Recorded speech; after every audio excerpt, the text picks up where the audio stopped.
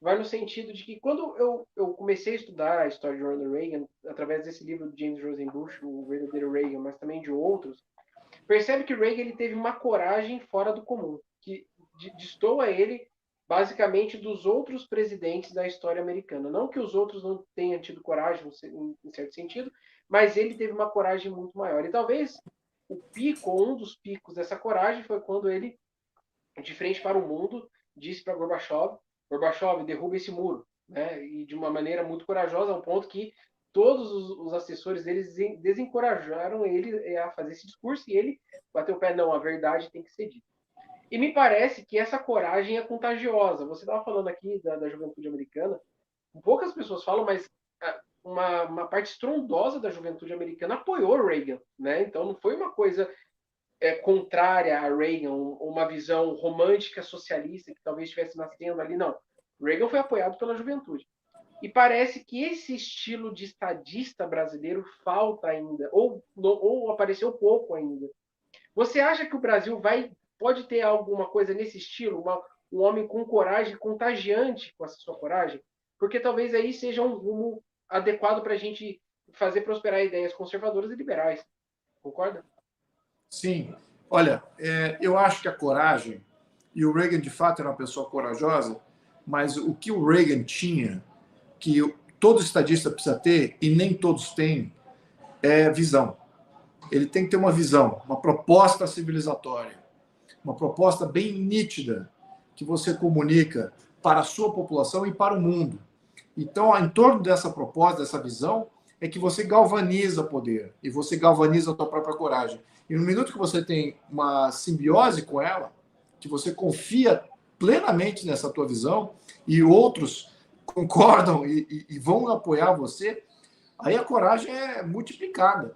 E, ao mesmo tempo, o benefício é transferido aí para todo o teu contexto, né, de país, sociedade. Então, eu diria que o Reagan tinha uma visão muito nítida da missão dos Estados Unidos, se eu pudesse reduzir aqui, ao menos do que eu imagino ser, era aquela visão do paizão, que é duro, é um pai duro, mas ele quer o bem, ele quer fazer a coisa certa, ele quer o bem. Então, todos os países que gravitavam para debaixo dessa proteção paternal saíam beneficiados e não eram oprimidos. Ele não tinha agenda política para ficar interferindo nos países, muito pelo contrário, de extremo respeito.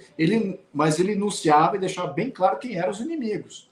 Então, é isso que eu acho que é importante. O Brasil não define os seus inimigos, ele não define a sua missão, então ele não consegue galvanizar o brasileiro em torno de uma visão. Então você não tem estadista. Então eu acho que começa com a visão. E obviamente que eu gostaria, eu comunico isso com relativa frequência, mas eu não vejo aqueles que detêm o poder hoje, ou no nosso passado recente, com visão. Eu vejo eles com muita representatividade identitária ou de causas, mas não é uma visão completa. A visão é muito mais holística, né? Envolve muito mais coisa.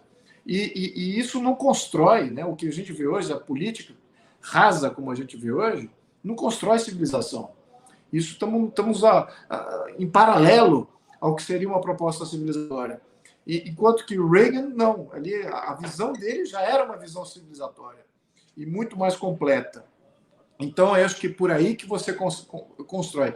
Então, concordo com a visão, com a ideia da coragem, mas o que dava muito coragem ao Reagan era a visão. Eu diria até que muitos empreendedores e que pessoas assim que não têm, talvez, o intelecto, ou o preparo, ou algumas deficiências até pessoais e físicas, mas quando eles têm a visão, as coisas começam a acontecer, eles trabalham em prol daquilo. Eu vejo isso acontecer, vi no mercado financeiro, vi depois quando a gente tive incubadora, você via as pessoas, pô, mas é um cara desqualificado, tal, mas ele tem a visão. Ah, então é o time dele que vale. Porque é isso que a gente sabe que ele vai conseguir executar naquilo, ele vai ser fiel àquilo. Então, eu acho que isso que falta no Brasil. É uma proposta visionária para o país e para a sociedade. Pegando daí, né, uma das coisas que são necessárias para essa tal visão é saber, obviamente, quem somos, o que defendemos e onde queremos chegar. Isso é parte da visão. E, por corolário, o que não queremos de jeito nenhum, o que não somos e onde não queremos ir. E isso precisa de clareza moral, né? Eu, numa conversa com o Pedro sobre o Reagan, já mencionei isso. Para mim, a expressão que melhor definia a visão do Reagan era essa clareza moral, a ponto dele ser acusado pela mídia mainstream, quase hegemonicamente de esquerda, progressista, de ser um cowboy beligerante, uma pessoa boba, um sujeito ingênuo em geopolítica, porque ele enxergava as coisas com clareza. Ele olhava num contexto de Segunda Guerra Mundial e depois Guerra Fria e falava, existe aqui o eixo do mal, o império do mal, e nós defendemos o que é certo, né? A verdade. Eu queria entender a importância disso para nós hoje, principalmente no Brasil também, nessa luta que estamos travando, porque meu vídeo de hoje, eu não quero muito tratar de conjuntura aqui, apesar da semana que estamos vivendo, essa live tem sempre temas mais atemporais, sobre livros, e eu escrevi hoje um texto para a Gazeta do Povo sobre a censura comunista, que é o que eu estou vendo ser, de alguma forma, alimentada e está nascendo, e nascendo rápido, em urgência, no país. E num grupo de direita, né, a gente falou assim, para de usar essa expressão, só prega para convertidos, o comunista não fica ofendido de ser chamado de comunista. Mas eu opto pela clareza moral. Eu estou vendo comunistas, aliás, o relator desse PL de fake news literalmente do Partido Comunista do Brasil. Eu estou vendo comunistas avançando com um projeto totalitário, que envolve censura. Então, falta à turma clareza moral para identificar o que não podemos ser, em hipótese alguma? Totalmente de acordo. Eu acho que essa é exatamente aí um dos grandes desafios. A gente teve reunião hoje de oposição para falar exatamente isso. Porque como que a gente comunica o que é a censura, o que é a ditadura nos dias de hoje? Antigamente era mais nítido, né? Você vê a ditadura, a opressão, aquela falta de liberdade total, guetos, fuzilamento em massa, todo esse tipo de violação estava muito patente.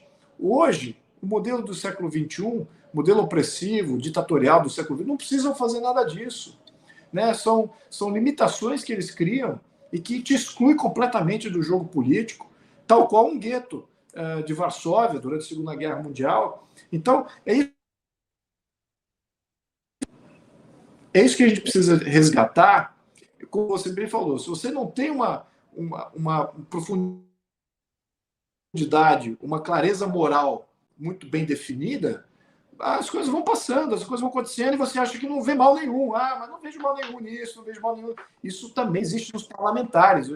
É difícil até convencer os parlamentares. Falei, você não está vendo que tem ditadura aqui? O cara vai poder mexer nisso, vai poder mexer aqui. E os caras ficam olhando assim, tá, ok. Então eles não conseguem materializar a visão. Eles não conseguem ver como é que uma proposta draconiana, abusiva, de criação de um poder central tão nítido quanto essa proposta do PL da censura, como é que ele pode aceitar isso, como é que ele deve rejeitar isso? Ele nem faz ideia muito. Então, a gente tem que criar essa visão na cabeça dele, porque ele não tem. É porque ele não tem. Ele, de fato, vem dessa base de uma parcela do eleitorado que também é assim. Então, a gente não pode dizer que os representantes são um grande mal. Olha, facilitaria muito o nosso problema e resolução do nosso problema se só os representantes fossem mal. Mas você tem uma parcela da sociedade que está completamente desvinculada de querer passar algum tempo de tentar entender o que está acontecendo no mundo e como é que essas mudanças aqui em Brasília afetam a vida deles lá embaixo. Então, eles ficam assim, para mim tanto faz, que se dane, é tudo a mesma coisa. Isso é ruim. Eu acho que a falta de ter uma boa liderança que incute na sociedade como eu mencionei, você tinha crianças nos anos 80, com o qual eu cresci, americanos que eram expatriados, que viviam aqui no Brasil, extremamente orgulhosos do país, ali falando America's the best, America's the best. Me lembro isso nitidamente. Aliás, eles tinham um termo aqui, vou falar, e como estamos em privado, eles falavam muito assim, America's the best, fuck the rest. Era o que eles falavam. Então, isso era a juventude da época, tá certo? Então, como é que você chegou lá? Como é que a criançada está falando isso? Né? Como é que chegou lá? Exatamente porque tinha um exemplo, tinha uma liderança que fazia fervilhar na sociedade essa moralidade. Como agora você não tem mais esses tipos de liderança. Então, a imoralidade vence. A imoralidade, eu acho que a preguiça é o maior inimigo do ser humano, porque você não para pensar naquilo que é o moral, o que é o certo, o que eu devo fazer, qual que é a minha missão. Então, a preguiça, ela toma conta e você vira um imoral. E você aceita imoralidades, aceita passar projetos que vai te escravizar. E eu acho que é isso, acho que está bem pontuado desde Políbio. Né? Quem estiver aqui nos lendo, aliás, eu vou até pedir para a LVM republicar Políbio, porque todos os fundadores dos Estados Unidos leram Políbio, um grande historiador da era romana, da antiguidade, e ele já pontuava praticamente tudo que os fundadores americanos já estavam vendo. E falava exatamente isso, que uma sociedade corrupta, uma sociedade inepta, vai ser escravizada. Então, a gente tem que trabalhar esse aspecto também. A própria sociedade pode trabalhar, os representantes podem trabalhar, eventualmente uma liderança pode também fazer fervilhar isso, mas que venha de algum lugar. Se não tem nem sociedade, nem liderança fazendo essa conjunção, certamente que vai cair em escravatura, uma escravatura moderna, não visível, de extrema dificuldade de você identificar. E, na minha opinião, mais difícil você sair dela também.